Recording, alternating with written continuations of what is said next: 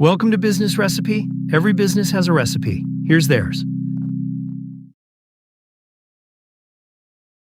Today's recipe: the piece of your house that was never yours to negotiate. In 2016, Rhonda Burnett sold her Missouri home for $250,000. Before a single buyer walked through the door, $15,298 of it was already claimed by an agent she never chose. The agent's exact words: nothing was negotiable. Nearly a decade and a $418 million settlement later, nobody said whether that ever changed. This isn't a story about one company breaking the law. It's a story about an entire industry that built its rulebook, so price fixing didn't have to be a secret. It just had to be standard practice, printed on a form every seller had to sign, before an agent would even show their house. Here's the recipe, the ingredient that made the rule possible, the method that enforced it for decades, the result when a jury finally saw it, and a twist most 2024 coverage never told you. Because the government tried to fix this rule once already. And then the government itself said its own fix wasn't good enough. Every recipe needs an ingredient nobody sees on the label. Here, it's the multiple listing service, the shared database of every home for sale in a market, and the one piece of infrastructure almost no agent can work without. For decades, nearly every MLS in the country ran on one rule set by the National Association of Realtors, NAR for short. Before a home could even be listed, the seller's agent had to promise a fixed cut of the sale to whichever agent brought the buyer. Not negotiate it later. Promise it up front, before a single showing. Sellers who tried to lower that number heard the same warning market to market, decade to decade: offer too little, and agents will simply stop showing your house. This wasn't a rule that touched a handful of unlucky sellers. Every year, millions of American families signed some version of the same form Rhonda Burnett signed in almost every state without ever comparing it to an alternative, because there wasn't one. NAR represents nearly 1.5 million agents. Americans pay more in real estate commissions than almost any other developed country. Over $100 billion a year, much of it flowing through this single rule. And the government had noticed before. In 2005, the Department of Justice sued NAR over a related MLS rule that blocked internet-based brokers from competing on price. That case settled in 2008 with NAR bound to a 10-year agreement. That fight took 3 years and solved one problem. In 2020, the government came back for the rest of it. On November 19, 2020, the government said it had a deal. The Department of Justice and NAR signed a consent decree. NAR would adjust its rules, and in exchange, the government would close its investigation into the participation rule, the very rule that cornered Rhonda Burnett. Case closed, or so it looked. 7 months later, on July 1, 2021, the Department of Justice did something almost unheard of. It withdrew its own settlement. Acting Assistant Attorney General Richard Powers said, on the record, that the deal his own department had just signed would not, quote, sufficiently protect the Antitrust Division's ability to pursue future claims against NAR. The agency that caught the problem had negotiated its own fix down to nothing, then admitted in public that it had negotiated badly. It reopened the investigation from zero and issued a new subpoena. NAR sued to block it, arguing the government had already promised to leave the rule alone. A federal appeals court disagreed. Years later, the Supreme Court would refuse to even hear NAR's side of that fight. Here's the method behind the rule itself, the part that made it so hard to unwind. It never asked a seller to collude with anyone. It just asked them to sign a form. 6%, 7, 8, 9, take your pick, but nothing lower. If the government couldn't break that sentence in 20 years, what changed in 2019 when 2 ordinary home sellers filed a lawsuit the government never even brought? On October 31, 2023, in a courtroom in Kansas City, 8 jurors took 2 hours and 28 minutes to decide. They found NAR liable. They found HomeServices of America liable. They found Keller Williams liable, all 3 knowingly and voluntarily conspiring to inflate commissions. $1.78 billion in damages, eligible to be tripled under federal antitrust law to more than $5 billion. Rhonda Burnett wasn't the only seller who testified. Hollee Ellis, a former high school English teacher, told the jury she'd paid a 6% commission on her own home sale, the buyer's agent alone taking more than a fifth of her net equity. "I'm not against buyer's agents," she said. "The buyer who chose them and who they're working for should pay them." A third plaintiff, Jeremy Keel, told the jury exactly what he thought of the defense.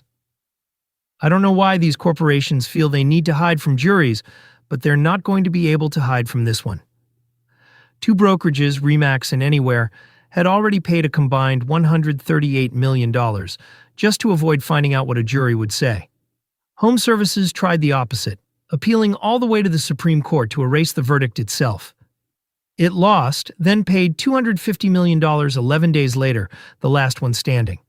NAR's own nationwide settlement, $418 million.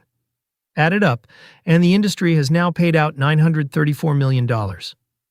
Rhonda Burnett's original bill was $15,298. Even the Department of Justice wasn't satisfied. Days before the settlement's final court approval, DOJ filed a formal objection of its own, warning the new buyer agreement rule could still let brokers limit competition. The judge approved the settlement anyway. BGM Duck, before the turn, the strongest case for the other side. Teresa Hatton runs the Massachusetts Association of Realtors. She says commission splitting has worked well for decades, especially, she argues, for first-time and less affluent buyers, the ones who can't scrape together a down payment and also pay an agent out of pocket, bundle the fee into the sale, and buyers get representation they otherwise couldn't afford. That's a real argument, not a talking point. Here's the harder version, and this one has a name attached. Leslie Muchow, NAR's general counsel, told the association's own national conference weeks after the verdict that jurors never saw the full picture. The judge had applied antitrust law's strictest standard, automatic per se illegality, instead of what's called a rule of reason analysis. Her words, if the jury had been able to use that analysis, quote, the jury would have been able to take into consideration all the pro-competitive benefits for the rule and the practice, 11 days of testimony about how the commission structure serves buyers, sellers, and consumers. Testimony jurors were legally barred from weighing, not a defense of any individual agent, an argument that the rule itself never got a fair trial. Here's the problem with both versions. A jury didn't find this practice merely outdated. It found NAR, HomeServices, and Keller Williams acted knowingly and voluntarily, a legal finding of intent, not an accident of good intentions. And the government's own decision to tear up its own settlement, 7 months after signing it, is the government's own admission that this was never a hard case to see. It was a hard case to prosecute. Good intentions don't reverse a verdict. And as you're about to hear, the access argument didn't even survive contact with a system that finally made the fee optional. BGM resume. Remember Rhonda Burnett's sentence? Nothing was negotiable?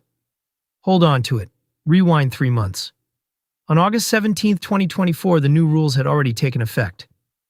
Commission offers came off the MLS. Buyers now had to sign a written agreement with their agent before touring a single home, with a required line stating the fee is fully negotiable. This was supposed to be the ending. Here's the number nobody put in a headline.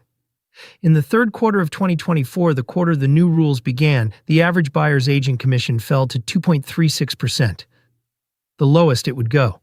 By the fourth quarter, it was back up to 2.37. By the first quarter of 2025, 2.4. Commissions rose, not fell, rose. A survey of 223 housing counselors across 37 states found only 7% saw lower commissions for first-time buyers.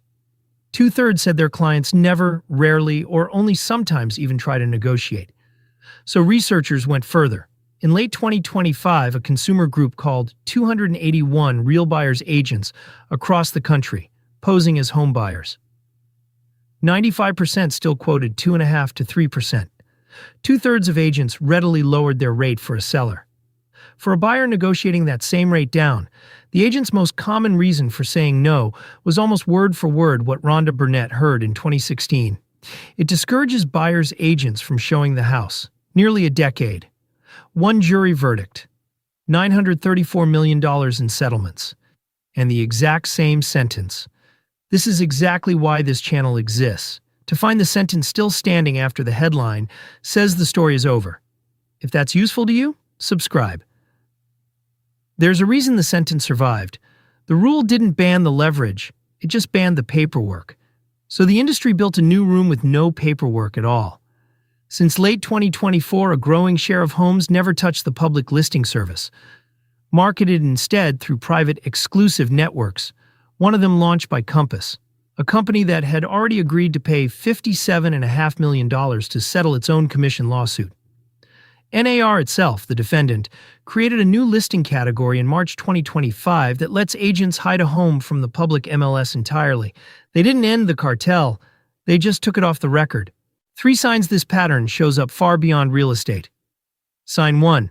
Watch for rules built into infrastructure everyone has to use, not backroom deals. Nobody had to whisper in a hallway to fix this price. They just had to make it the only way to list a house at all.